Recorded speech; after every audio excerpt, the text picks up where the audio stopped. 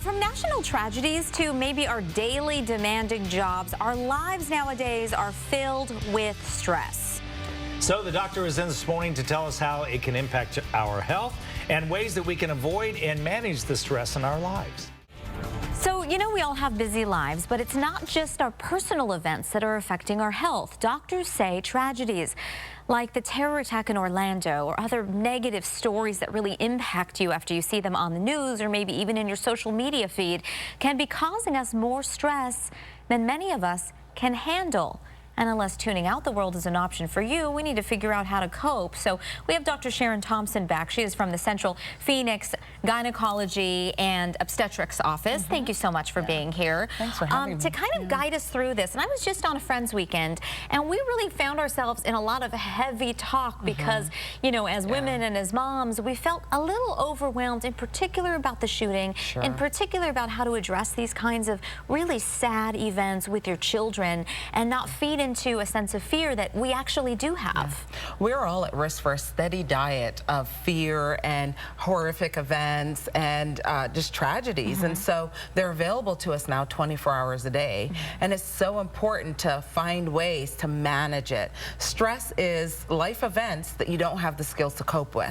So those coping skills are critical in managing the steady diet that we can get. And one of the true reasons is because we are constantly on our devices. There is 24-hour cable news networks. So whether it's just background noise, it's all seeping in, and we really can be inundated with what are some really devastating events. Absolutely. I often have to say to people, violent crime is down across the nation and has been trending down for many years, but our perception is that crime is up and we're in more danger than we were 10 years ago. And in fact, that's not the case. It's just information is available. Well, we can't exaggerate or stress enough the impacts of stress. So let's look at some of the factors that it will have on your health. I mean, it can really make you sick.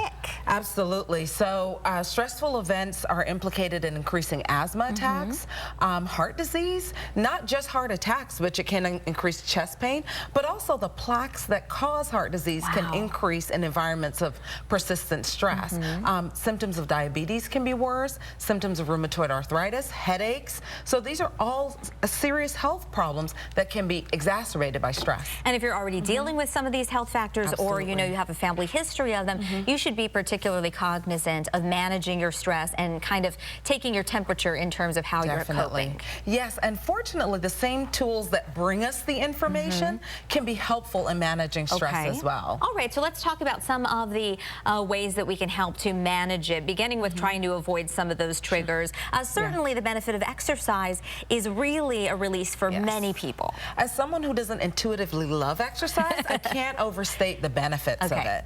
And even getting outside, moving your body, releases endorphins that can actually mimic some of the medicines that we can be prescribed for stress. That is incredible. Definitely keep exercising your life. Friends weekends, like you just talked about. Making time for social support, making sure that you have those supports in your life are great helps. But then there's some technology tools that we can use every day. There's some apps that change our thinking and put positive words and positive messages in our heads. There are apps that you can use for meditation, to bring soothing sounds in your life. You can do that on a regular basis, a short time every single day. And a little bit of just quiet time or thinking about maybe what's positive in your life so that you're more prepped to cope with what may be negative throughout the day. Absolutely. Those things all make a big difference. Also, the value of sleep is critical. So no things wonder that can we're help so you stressed. get to sleep can also help you manage stress.